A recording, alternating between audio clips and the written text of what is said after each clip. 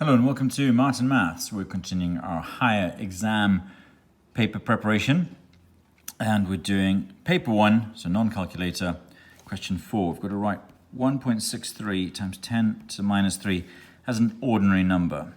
Now I know 10 to the minus 3 is the same as 1 over 1,000.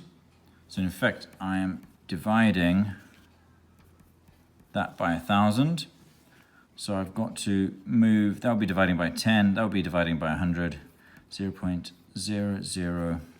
So I move my 1 to there, divided by 10. If I move my 1 into the hundreds, divide by 100, 163. So you can see there are, if you imagine the decimal place being there, 1, 2, 3 place value moves. Okay, so there we go, that's an ordinary number. And in standard form, it would have been 1.63 times 10 to the minus 3. Now let's go the other way. Let's take an ordinary number and write it in standard form. So we've got 438,000, and we're going to write it with our number that's lying between 1 and 10. So I know my decimal place has got to be after the 4.38, and now I've got to write it as a power of 10 that's going to give me that same value.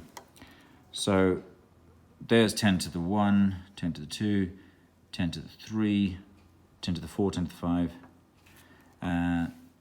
Moving it by 10, by 10 squared, 10 cubed, 10 4, 10 to the 5. I knew I'd gone wrong when I'd said 10 to the 6 because I know that's 10 to the 6 is 1,000,000 and 10 cubed is 1,000.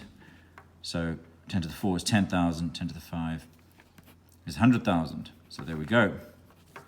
I managed to go from standard form to ordinary and ordinary to standard form. And that's just gone 2 minutes and we've done 2 marks. So we've got 2 marks in 2 minutes.